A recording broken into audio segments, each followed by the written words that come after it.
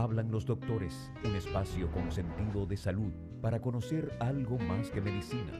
Con los doctores Eladio Hernández, psicólogo.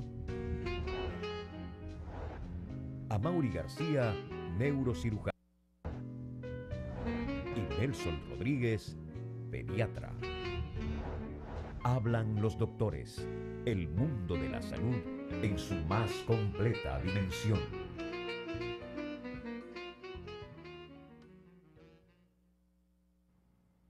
Muy buenos días, señores.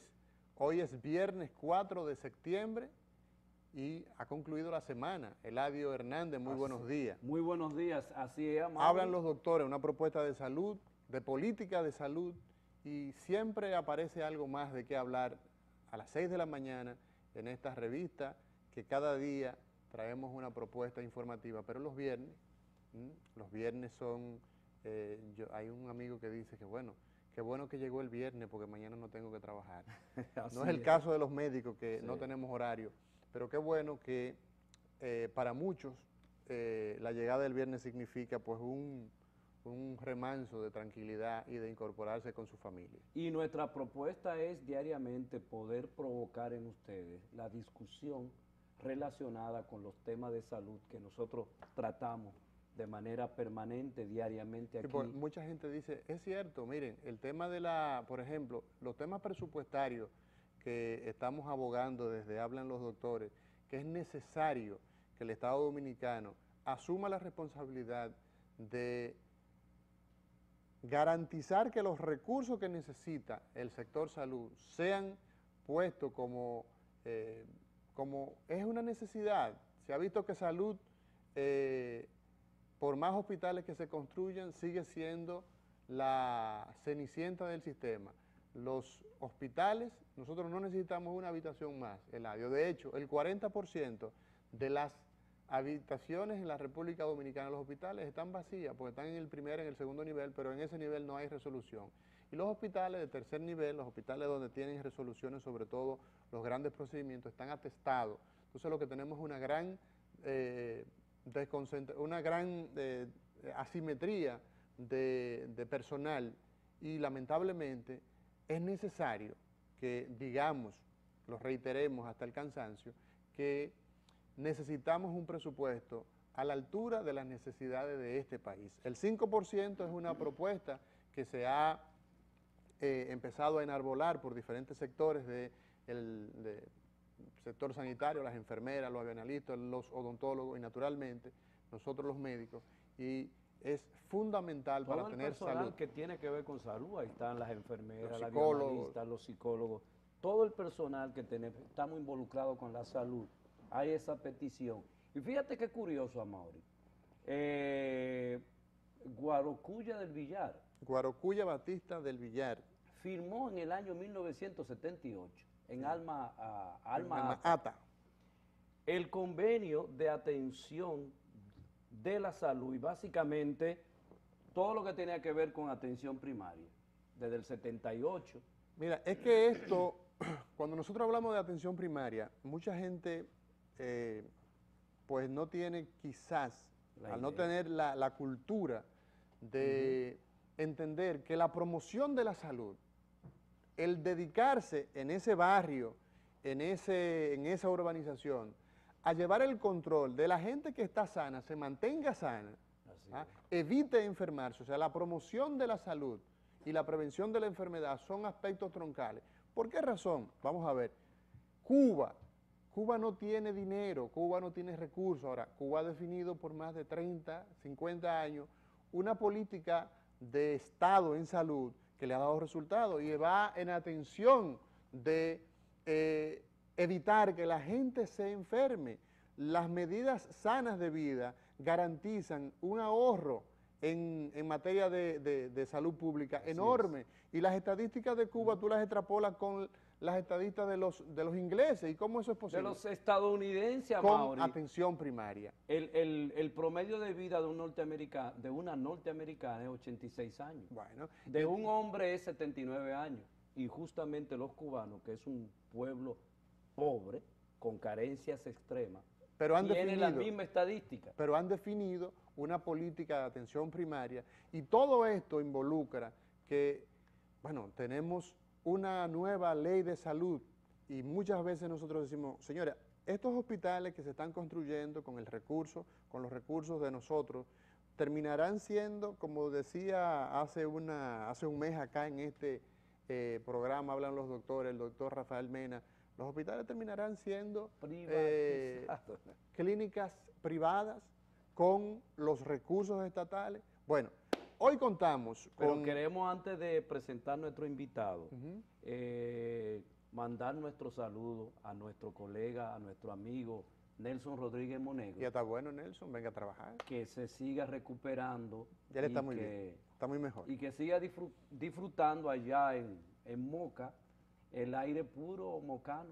Y me dice que está bebiendo agua de coco y debajo de una mata y anda con poca ropa. Está en plena recuperación. Un saludo a nuestro amigo y colega Nelson Rodríguez Monegro, que ustedes han notado su ausencia, tuvo una pequeña cirugía, pero ya está pues evolucionando. Así es. Probablemente ya la próxima semana esté por aquí. Vamos a ver lo que dicen los facultativos. Probablemente me anuncia que le faltaría otra semanita. ¿Otra semana? Más, sí. Bueno, pues cuando esté en condiciones le esperamos por acá. Señores, hoy tenemos, según anunciamos ayer jueves, la presencia de uno de los otorrinolaringólogos, una palabra incómoda. Así es. Los norteamericanos dicen, ¿cómo le dicen los norteamericanos? ENT. ENT.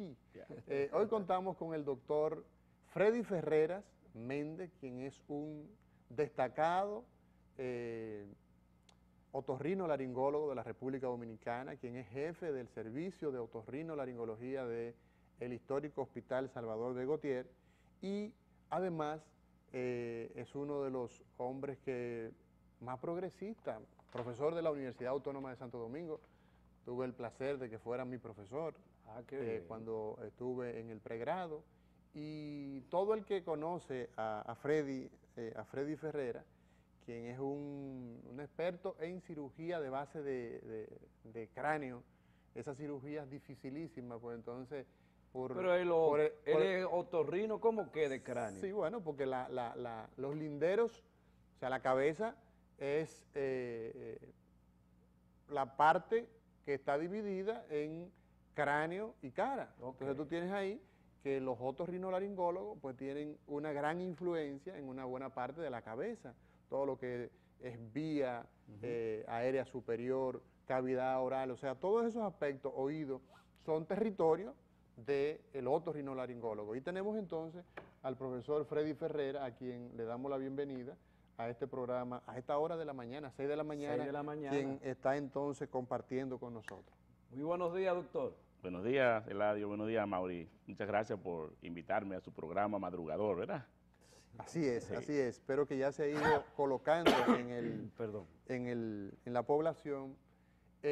Doctor Ferreira, las enfermedades que tienen que ver con la especialidad que usted desarrolla, ¿cuáles son las principales enfermedades que atiende el otorrinolaringólogo? Pero, doctor, antes de usted responder, excúsame a Mauri, ¿cómo no? Yo le había hecho la pregunta al doctor, que me dijera, ¿qué se entiende por un otorrino? ¿Qué es un otorrino? Para responder la pregunta justamente de las enfermedades que usted atiende. Bueno, el otorrino es un humilde especialista, ¿verdad? Que tiene que ver, yo le decía ahorita, Eladio, fuera de cámara, que en términos porcentuales, cerca del entre 60 al 80% de los pacientes que van a una consulta de un médico no especialista tiene algún tipo de sintomatología que tiene que ver con el otorrino. Wow. Porque el otorrino realmente es la especialidad que tiene que ver con prácticamente todos los sentidos. Tiene que ver con la vía digestiva, con el inicio de la vía digestiva, tiene que ver con la vía respiratoria, con la parte alta de la vía respiratoria, tiene que ver con la audición, tiene que ver con la olfacción, de manera indirecta tiene que ver con la visión. Wow. Y como dice Mauri también, ahora nos hemos coaligado, hemos hecho una asociación muy productiva con los neurocirujanos, y ahora podemos llegar como equipo a lugares donde no podía llegar antes el neurocirujano solo ni el otorrino solo, que es la base de cráneo. Okay. Así es. Doctor, entonces, siendo una especialidad tan amplia, Se siendo... me olvidaba también comentar algo. El otorrino tiene que ver con los traumas faciales, o sea que también compartimos un poco con los maxilofaciales, tiene que ver un poco con los cirujanos plásticos, lo que tiene que ver solamente con la cara y el cuello, y en muchos otorrinos tenemos que ver también con lo que es la gran patología tumoral, los cánceres de cabeza y cuello. De cabeza y cuello, eso es correcto. Pero siendo la otorrinolaringología una especialidad que tiene tanto impacto, como usted ha dicho, hasta el 60% de los pacientes que van a medicina general, a medicina interna, tienen una necesidad de, pues en algún momento, ver a un otorrinolaringólogo. Hemos visto que ustedes se han negado a tratar a los pacientes con seguro, doctor. ¿Cómo es eso? No, si lo seguimos tratando todos los días, los pacientes con seguro van a nuestras consultas. ¿Cuál es la situación que existe actualmente con las ARS? Bueno, tiene mucho que ver con lo que fue tu introducción con respecto a lo que es las políticas de salud, a lo que son los hospitales y sobre todo a lo que es el negocio en que ha devenido la seguridad social. O sea, ¿El negocio? negocio, dice usted, doctor? Sí, claro que sí, claro que sí. En la seguridad social es un negocio en que participan diferentes actores, algunos actores que hemos tenido siempre la función de lo que es tratar lo que es el dolor humano, que somos los médicos, que es el sector de salud, las enfermeras, los bioanalistas, los odontólogos. Y hay un sector que está dirigiendo lo que es la parte mercadológica, la parte mercantil de la salud, que son las grandes corporaciones y algunos intereses bancarios. Entonces, al devenir la seguridad social, en que todo ya tiene un costo, todo tiene un precio, y que hay unas personas, hay un grupo, o hay que son los que ponen el dinero, hay un grupo que son los usuarios que deben recibir las atenciones, y hay un grupo que debemos dar las atenciones. ¿Qué ocurre? El problema está en que los que manejan el dinero, que son los intermediarios, ni les interesa que el paciente, el cliente, porque le han cambiado la denominación, tenga acceso realmente a la salud. Y ellos se ven, porque la ley los obliga, que tienen que estar en una ARS de manera obligatoria, no tienen ya el libre albedrío de buscar el médico que les corresponde. Entonces, ¿qué ocurre? Cuando tú, para comenzar con qué es la parte del negocio, de cada 100 pesos que entran al sistema para buscar, para proveer lo que es la salud y lo que es la previsión social, ellos de casi de inicio se quedan casi con una cuarta parte de ese dinero. Y no solamente me refiero a la parte de salud, sino también a la parte previsional, a la parte que tú tienes que ir, mientras tú estés laboralmente activo, tienes que ir poniendo una parte para tu retiro. De ese retiro, forzosamente, tú no tienes opción, tienes que poner una parte, pero una parte tienes que pagarlo para que alguien te maneje tu dinero. Es una cosa increíble. Tú aportas el capital y quien sale ganando más de tu capital que tú aportas en tu vida productiva es el banquero que te maneja tu cuenta en la AFP. ¿Y cuál es la situación actual entonces con la Sociedad Dominicana de Otorrinolaringología, con este tranque que ha tenido, puesto que ya llevan alrededor de 3 meses? No, ya llevamos casi un año. Casi un año. Porque ¿Usted es miembro de la sociedad o directivo de la sociedad?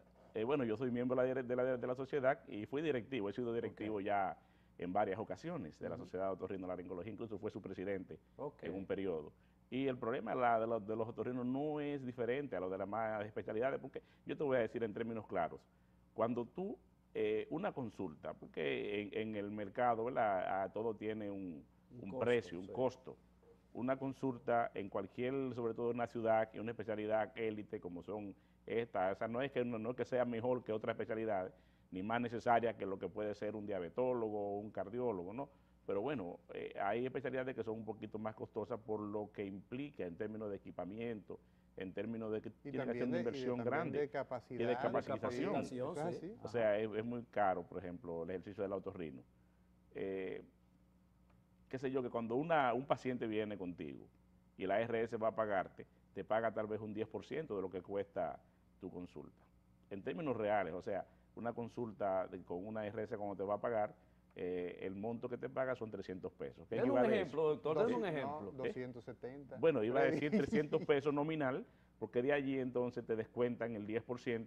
Y ahí no se equivoca nadie, son 270. Son 270 pesos que te van a pagar. Entonces, yo te digo, o sea, 270 pesos no te da para comprar un galón de gasolina, para tú movilizarte. Entonces, si vemos en costo, Y a veces los médicos no sabemos mucho de cuánto nos cuesta hacer una consulta, pero nos cuesta mucho más de allí. Pero claro. Nos cuesta mucho más, tú tienes que pagar la depreciación de tus equipos, lo que tú pagaste para entrar en cualquier clínica, lo que tienes que pagar para tú ir vestido de manera decente, lo que tienes que pagar en prepararte para dar la Pero atención. lo más simple, ¿qué cuesta planchar una camisa? ¿Qué cuesta 200 planchar? pesos. Por ejemplo, entonces un saco te cuesta casi yo plancharlo casi 300 pesos. Pero ahí está el detalle, doctor. Entonces, son los otorrinos, la parte de las sociedades especializadas, que de forma estoica han dicho, miren, con nosotros nos van a relajar, o son los más tosudos. Explíquenos eso. No. Lo que pasa es que parece que hay más conciencia y más decisión en los otorrinos.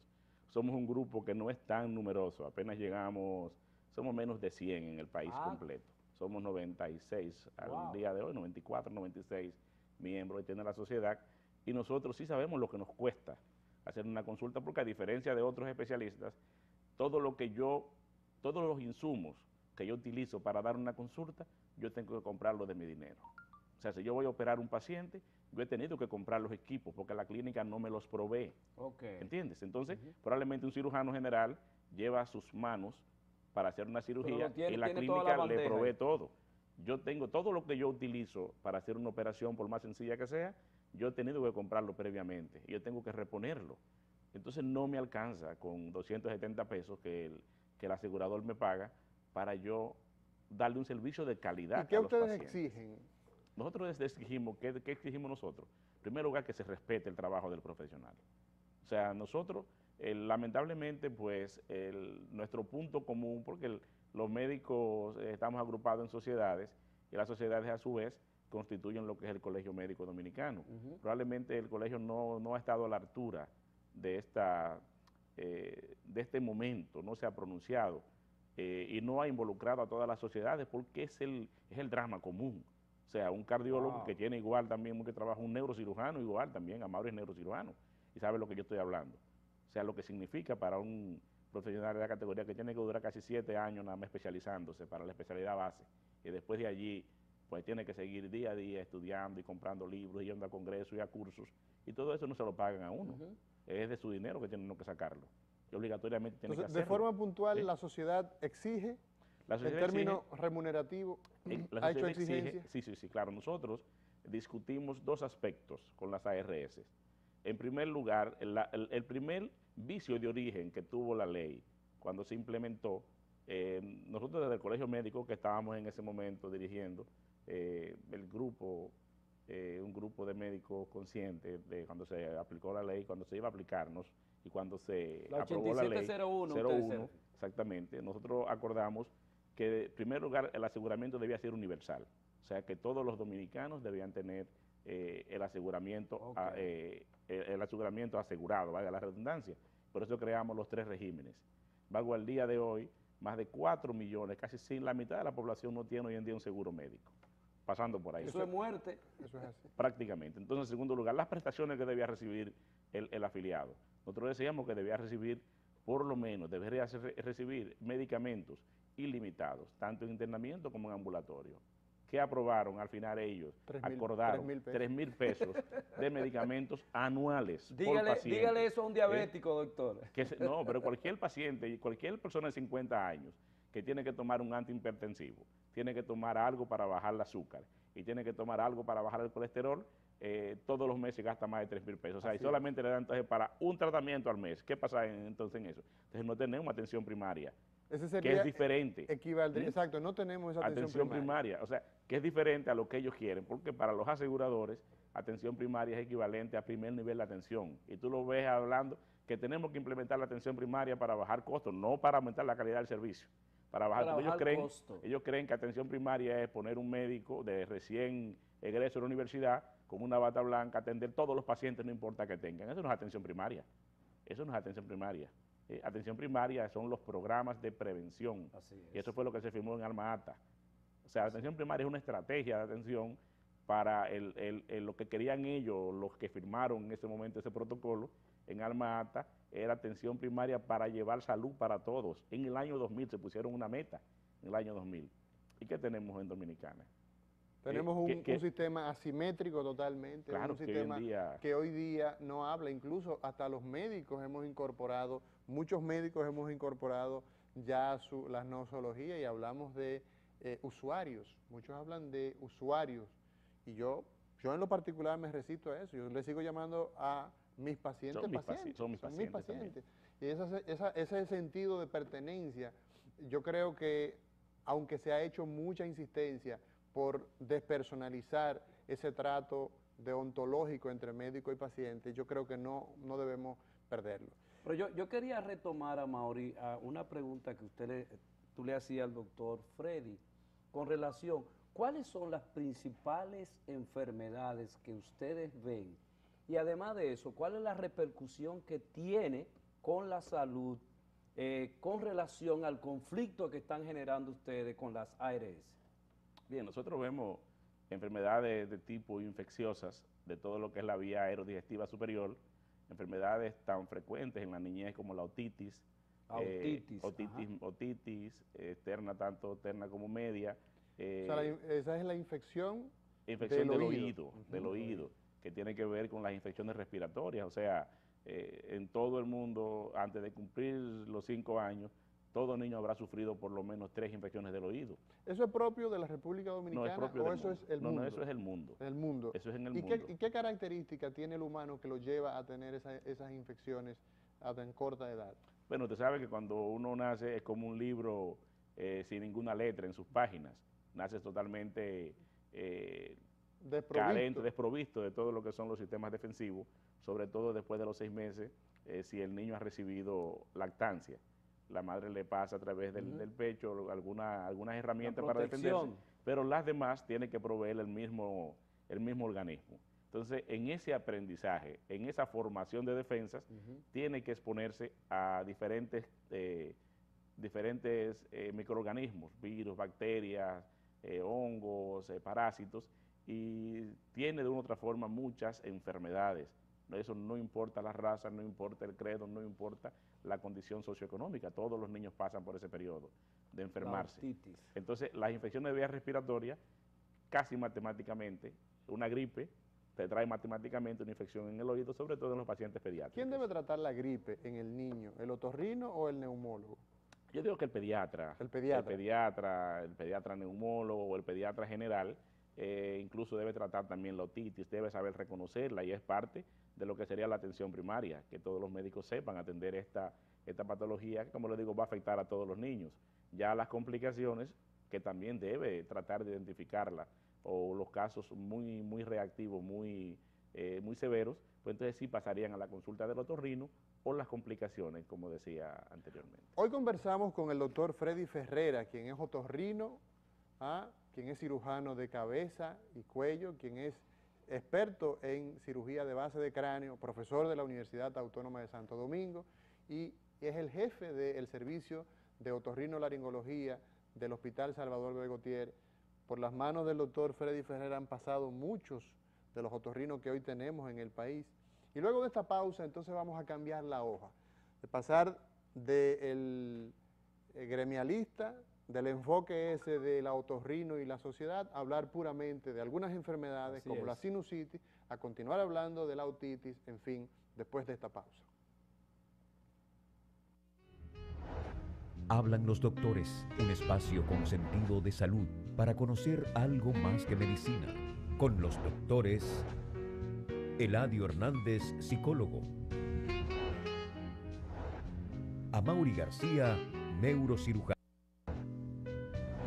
Y Nelson Rodríguez, pediatra.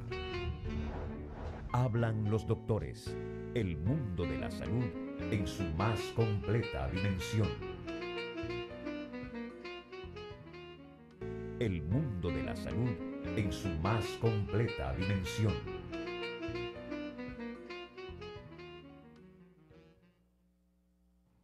Hoy viernes 4 estamos conversando con el doctor Freddy Méndez.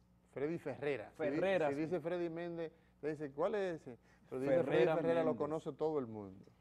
Quien es otorrino, y estamos conversando y nos quedamos en el segmento anterior, tratando de entender cuáles son las principales enfermedades que ustedes ven, dividida obviamente de si hay una relación entre las edades. ¿Qué pasa con relación a la atención de ustedes con los niños, con los adultos y con las personas de tercera edad? ¿Hay una variación en todo esto de las enfermedades? ¿Y qué otras enfermedades, doctor, ven ustedes de manera permanente? Bueno, pues además de las patologías de las enfermedades infecciosas, que hablábamos que son mucho más frecuentes en la edad pediátrica, también tenemos las enfermedades de tipo alérgicas, lo que es la rinitis, la rinosinusitis, que afectan a una gran proporción de la población, cerca del 20% en todos los países también. Entonces, en el orden sería más o menos eso, primero las infecciosas y luego entonces están las alérgicas. Las alérgicas, lógicamente, pero también tenemos que ver, ya decía anteriormente, con las patologías tumorales, que son más frecuentes ya en la mediana o la tercera edad, los cánceres, los tumores benignos y malignos, que afectan el área de cabeza y cuello. Ese niño, doctor, que desde ingresa al colegio y empieza a tener mal aliento, empieza a hacer algunas fiebres, esas amígdalas empiezan a enfermarse y bueno, concluyen con, en muchos casos ya en las edades adultas, con repercusiones incluso hasta cardíacas. Sí. Las enfermedades de las amígdalas palatinas, ¿cuál es el impacto que tiene en nuestra población? ¿Cuán frecuentes son? ¿Y cuál es su manejo? Bueno, son sumamente frecuentes las patologías infecciosas. Ya decíamos que el niño tiene que aprender a formar sus defensas y el órgano principal para formar defensas son las amígdalas, ese acúmulo de tejido especializado que está resguardando, está en la salida de la vía respiratoria de la nariz y en la salida de la boca. Está ahí como un referee. Como un referee, está allí controlador. como un tráfico, un controlador. Como un controlador. Entonces todo lo que pasa, todo lo que entra al organismo, tiene de una otra forma que ponerse en contacto muy estrecho con las amígdalas. Amígdalas son 4 tipos de amígdalas que tenemos, no solamente las que vemos en la boca, también detrás de la nariz tenemos las amígdalas que llamamos adenoideas. Y a cada lado hay un órgano, hay un tubo, un conducto que une la nariz con el oído, que es lo que llamamos trompa de Eustaquio, y es el conducto, es lo que relaciona y es lo que hace que la vía, cuando hay infecciones de la vía respiratoria, repercutan también en los oídos porque están realmente conectados. De hecho, se considera que el oído medio es parte de la vía respiratoria. Cuando se enferma la nariz, también se va a enfermar el oído. Y Correcto. por extensión. Entonces, las amígdalas que están en ese lugar tan estratégico allí situadas, pues tienen que ver con cualquier tipo de infección, de contaminante infeccioso que entre por la nariz o que entre por la boca. De entrada se operan las amígdalas. ¿Cuál es el manejo que se le da a esta enfermedad, la amigdalitis, en términos del curso de la vida? Bueno, lo que es el concepto de cirugía ha ido variando. A ver. Se han ido identificando los momentos en que hay que operar las amígdalas, pero no obstante esto, sigue siendo la cirugía más practicada en el mundo en la edad pediátrica después de las hernias. Después de las hernias. Sí, es la segunda patología que se opera. Sí, en esa variación. En Estados Unidos solamente se operan 500.000 de niños en el año de amígdala y adenoides. De amígdala. Y adenoides. Ya. Entonces, ¿qué diferencia hay entre el paciente que, o sea, usted dice que ha habido una diferencia en términos de criterio quirúrgico de la amigdalectomía? ¿En qué ha consistido esa variación? ¿Qué hacíamos antes que no hacemos hoy? Exacto, se han refinado mucho porque el conocimiento de la importancia del tejido hace que tú seas un poquito más conservador hoy en día. Entonces, para operar un niñito, ¿cuáles son los elementos que tomamos en consideración? Las indicaciones. El primer lugar es que haya infecciones a repetición, por lo menos que un niño que tenga 7 episodios de amigdalitis confirmado por su médico en un año. O que tenga 5 en 2 años consecutivos, o que tenga 3 en 3 años consecutivos. O sea, hablamos del primer factor que nos induce a operar a un niño, es la aparición de las infecciones. A repetición. En segundo lugar, y esto lo intercambiamos ahora porque merced a los cuidados, al uso de antibióticos nuevos y a la mayor preparación de los médicos pediatras, pues tal vez la infección ha pasado a un segundo lugar como causa de cirugía. En un primer lugar lo consideramos nosotros los otorrinos es el problema obstructivo. Estos niños que son roncadores, que tienen una roncopatía, pues ha devenido, los niños que tienen obstrucción para respirar o para comer, debido al tamaño de las amígdalas y las adenoides, esto ha devenido en la primera causa de cirugía. O sea que es un problema mecánico. En Básicamente este caso, hoy un problema día mecánico. la primera indicación es la parte mecánica, luego de... La parte respiratoria, o sea, la infección sigue siendo desde el punto de vista académico, las infecciones, ¿verdad? La primera causa, pero en términos reales, a nosotros nos preocupan más los problemas obstructivos, porque crean mucha dificultad en el corto, en el mediano y en el largo plazo. Y les explico. O sea que hay un niño que perdón, siga, continúe. Doctor. Les explico, o sea, un niño que tiene obstrucción, y también esto va para los adultos, que tiene lo que llamamos hoy en día una apnea obstructiva del sueño. Okay. Es un niño que no descansa, es un niño que su cerebro no está trabajando de manera adecuada, no rinde. Entonces, estos niños, además de esto, el hecho de tener una obstrucción respiratoria le dificulta incluso el trabajo cardíaco, y tiene como consecuencia un niño con esta condición puede tener una sobrecarga del corazón y traerle insuficiencia cardíaca. Lo mismo que en el adulto. En el niño hay una deformidad. Los niños que respiran por la boca de manera privilegiada tienen una deformidad en la boca. Los dientes superiores sobre todo, se le van creciendo fuera de su lugar, hacia adelante. El niño cambia su fisonomía. Después tú ves los adultos que tienen los dientes todo disparejos, y es precisamente por esto.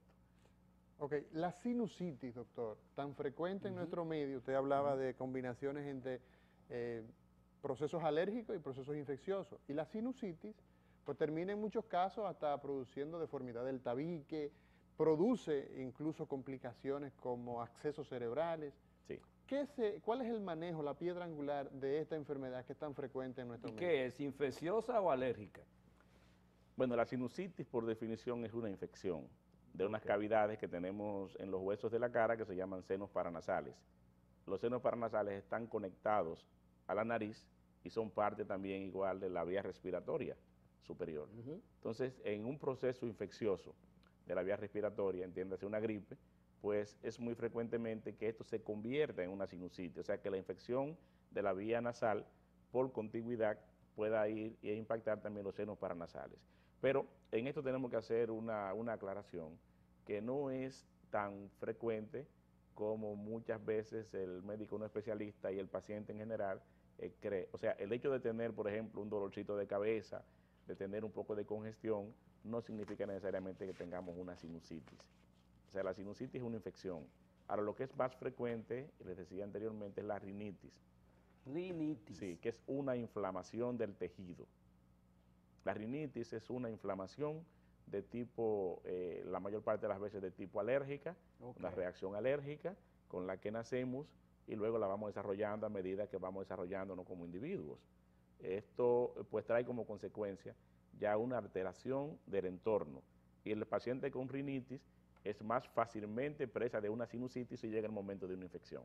¿Y en qué momento el paciente con sinusitis, que ha tenido obviamente el tratamiento antimicrobiano, o sea, con antibióticos previamente y descongestionante y todo el tema, se requiere hacer el procedimiento quirúrgico, y en qué consiste? Muy bien.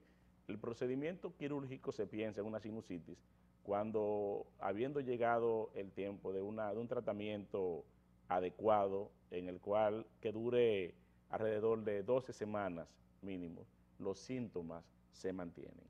Luego el paciente que teniendo una sinusitis comienza a tener algún tipo de complicación. O sea, los senos paranasales están muy vecinos con otros órganos como el ojo, como la vista, como el propio cerebro. Entonces muchas veces infecciones en los senos paranasales traen como consecuencia afectación de estos órganos. Entonces ya tenemos una complicación que amerita una cirugía. Pero básicamente la primera indicación de la sinusitis, de hacer la cirugía en la sinusitis, son las infecciones persistentes que no mejoran aún con un curso de tratamiento adecuado por un tiempo adecuado que hemos más o menos estipulado en unas 12 semanas, en 3 meses. ¿Y la cirugía en qué consiste? Bueno, los senos paranasales son cavidades aéreas que son cavidades activas. Entonces el problema de los senos paranasales viene cuando el drenaje de los senos se dificulta por algún tipo de alteración local.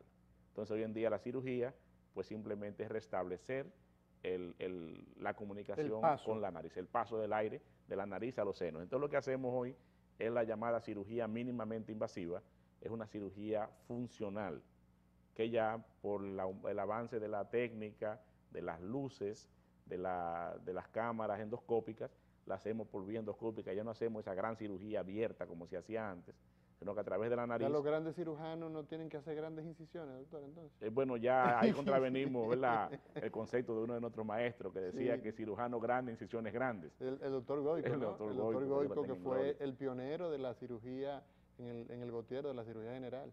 Sí, no, en el país. En el país, ¿no? Yo tuve la suerte ya en sus años, sus últimos años de compartir con él y operar muchas veces con el doctor Goico, y era toda era una escuela el doctor Goico. Doctor, ¿puede una persona perder el olfato de no sentir los olores? ¿Qué es lo que pasa cuando eso sucede? Bueno, sí puede. Con una simple gripe tú puedes perder el olfato. Las personas que tienen sinusitis, que tienen esta infección recurrente, pierden el olfato. ¿Qué es lo que ocurre? Bueno, es que el órgano que tiene que ver con el olfato está situado en el techo, en la parte más alta de la nariz. Okay. Entonces una infección viral, por ejemplo, puede impactar de manera directa en las células del olfato Y destruir las células del olfato. Pero también el mismo hecho de tener congestión, de tener tupición, para que me puedan entender los amigos y amigas, tener tupición en la nariz hace que las sustancias que producen olor no lleguen a estimular hay el una órgano del barra, olfato, hay una una barrera. capa de Entonces esto moco. puede quitarte, puede disminuir, puede distorsionar tu sentido del olfato. Tenemos una inquietud, doctor, y es que hoy día, Eladio, amigos televidentes, tenemos una de las enfermedades que más trastorno ha generado. Usted tangencialmente la ha señalado, doctor, que es la apnea del sueño. La apnea del sueño, una condición que cada día escuchamos hablar más de ella y que tiene mucho impacto en la tranquilidad del sujeto. ¿En qué consiste esta enfermedad? Roncar. No solamente roncar. No solamente. Parecería que solamente roncar. Sí. Pero ¿en qué consiste la apnea del sueño? ¿Y en qué consiste el tratamiento de esta enfermedad tan perniciosa? Muy bien. En sentido general, la apnea es la disminución o la ausencia de respiración. Okay. Que puede ser mecánica, que es la que tratamos más nosotros, la apnea obstructiva del sueño, que ocurre cuando la vía respiratoria se colapsa o está obstruida y no permite que el aire entre de manera adecuada, que se manifiesta sobre todo en los momentos en que vamos a dormir, por eso se llama apnea obstructiva del sueño, y va a causar, lo primero que causa no solamente es en el individuo, Amaury, sino en el adulto también, en su pareja, en el entorno familiar, porque no hay quien duerma con una persona roncando en la cama. Es lo primero, o sea, ya trae trastorno en la familia, en la pareja. Tiene que darle Sí, su no golpecito su codazo, para que se voltee. Pero bueno, esta es la parte, ¿verdad?, como chistosa del asunto. Sí. Pero realmente la persona que sufre apnea, tanto en el niño, ya decíamos en el niño cómo repercute, pero en el adulto. O sea, el adulto que tiene una obstrucción de la vía respiratoria en el momento de dormir, igual no duerme tampoco de manera adecuada. Tiene lo que se llaman los arousals, los despertares en la noche. El cerebro no está totalmente descansado y uno necesita una cantidad de horas de sueño, de relax, en que el cerebro solamente funciona el cerebro y los pulmones un poco, después no funciona nada más. Entonces, en ese momento que tenemos una apnea, ni el cerebro funciona, ni está funcionando la vía respiratoria de manera adecuada. Entonces eso nos puede traer problemas de hipertensión, los infartos, que sabemos que son más frecuentes en las mañanas, tiene que ver con los ronquidos. A largo plazo te puede traer problemas de sobrecarga cardíaca, puede aumentar el riesgo de sufrir de diabetes, de sufrir de hipertensión arterial, de todo tener eso, doctor, impotencia sexual joven.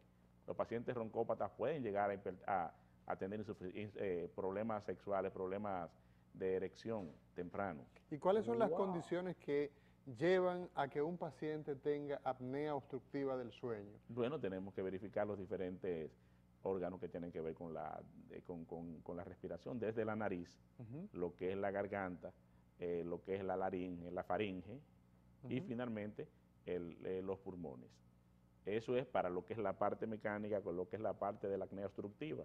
Porque existe otro tipo de acné que ya está más dentro del campo de los neurocientíficos, como Amaury, que tiene que ver con la apnea central, por un problema ya cerebral, que no funcione bien el centro respiratorio que está en el cerebro, en una parte del cerebro.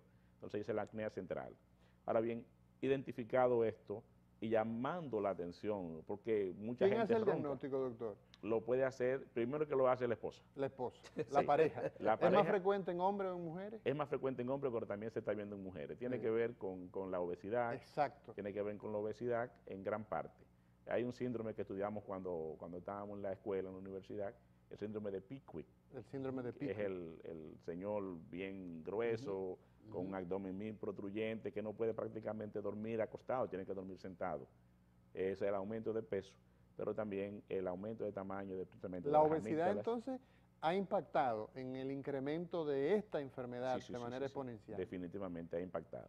Y es algo, como le digo, que mucha gente tiene un problema obstructivo, a veces leve, moderado, a veces no le pone mucha atención, pero sí tiene una repercusión y tiene que ver mucho esto con lo que es la mortalidad cardíaca joven. ¿Qué hace el otorrinolaringólogo en la apnea obstructiva del sueño? ¿Cuál es el tratamiento de esta enfermedad?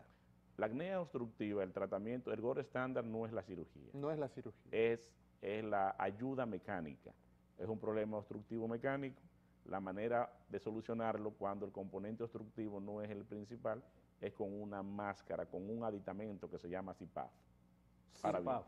Ahora bien, si tenemos una obstrucción mecánica, tenemos la nariz obstruida por un tabique torcido o los cornetes muy grandes en el paciente alérgico, por ejemplo, pues evidentemente que no vas a lograr que el CPAP funcione si no desobstruimos la vía. Un problema si tenemos mecánico. un paciente, exactamente, un paciente que tiene un gran aumento del tejido de las amígdalas, por ejemplo, están bien como grandes. El caso del niño que señalamos. El caso del niño que señalamos, y que no puede respirar porque no le entra el aire, pues evidentemente que si no le quitamos las amígdalas, pues evidentemente que no vamos a resolver el problema aunque le pongamos el CPAP.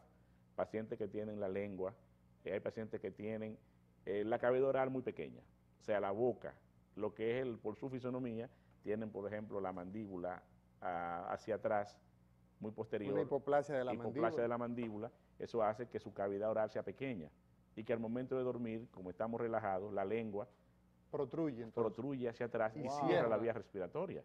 Entonces, en esos casos así, pues la máquina funciona mejor que la cirugía cuando es esto. Igual también cuando hay un colapso, una presión negativa en la faringe, que las paredes de la faringe, eso es lo que está detrás de la campanita, se colapsan, no permiten el paso del aire, pues evidentemente que la máquina también tiene un papel preponderante. ¿Se está usando en nuestro país ya el tratamiento del CPAP? Sí, gracias a Dios la gente ha ido tomando conciencia, hay grupos aquí que están haciendo los estudios, hay un estudio que se llama la polisomnografía, que se le mide al paciente la repercusión que tiene su roncopatía, que tiene su apnea, se le mide en términos de lo que es su perfusión, de su oxigenación a nivel periférica, de su ritmo cardíaco y el ¿En propio... vigilia, doctor? No, se hace dormido, paciente dormido.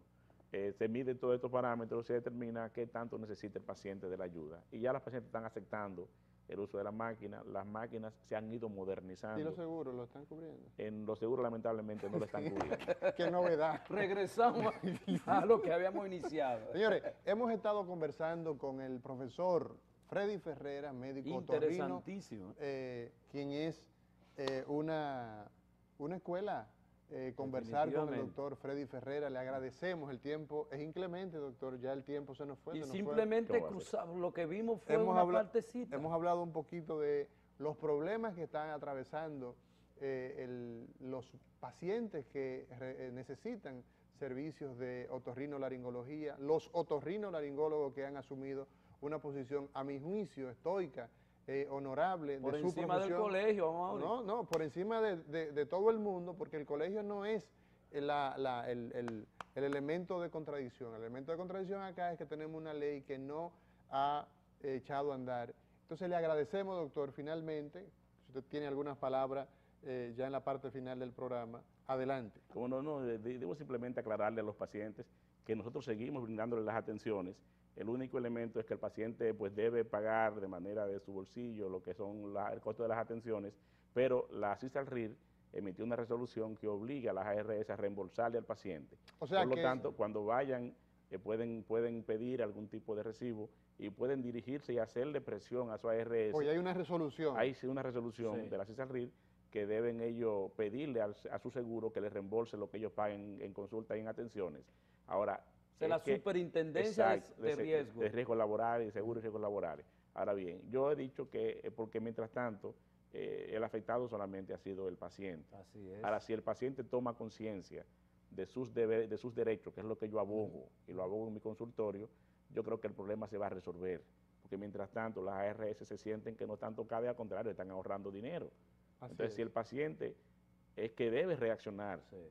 nosotros hemos hecho nuestra parte, hemos denunciado, le hemos dicho por qué estamos en esto. No es un afán de ganar más, es un afán de que respeten nuestro trabajo, Y pero es un la afán calidad también del de servicio. la calidad del servicio y que los aseguradores cumplan con lo que dice la ley. Así Eso es lo que queremos, no es que sean agencias para embolsillarse el dinero que pagan los usuarios, Así ¿no? es, doctor. Queremos que repartan una parte. Ajá. Bueno, Bueno. el tiempo se nos fue. El próximo lunes estaremos en una entrega más en Hablan los Doctores. Pasen buen fin de semana en tranquilidad y en unión familiar. Y muchísimas gracias, doctor. Muchas gracias. Gracias a ustedes por invitarme. Hablan los doctores, un espacio con sentido de salud para conocer algo más que medicina.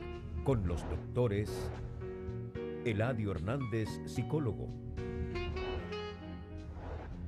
Amaury García, neurocirujano. Y Nelson Rodríguez, pediatra. Hablan los doctores, el mundo de la salud en su más completa dimensión.